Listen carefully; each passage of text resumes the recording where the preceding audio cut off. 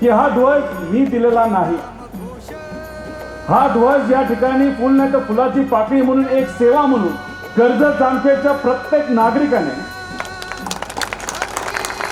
तसंच वारकरी संप्रदायावर आस्था असणारे, प्रेम असणारे व संतांचा विचार लोकांपर्यंत घेऊन जाणारे सर्व वारकरी संप्रदायाचे मान्यवर असतील, या सर्वांच्या वतीने एक फुल नाही तर फुलाची पाकळी म्हणून या ठिकाणी सेवा म्हणून हा ध्वज या ठिकाणी दिलेला आहे. ही फक्त सुरुवात आहे. मगाशी जसं सांगितलं की मी सुद्धा जेव्हा आरणला यायचो अनेक वेळा आरण क्रॉस करून मी पुढे जायचो. मग म्हणायचं कुठं गेलं, नाही मागे गेलं, कारण की इथून आता जरासा ब्रिज सुद्धा त्या ठिकाणी आलेला आहे, आपल्याला दिसत नाही.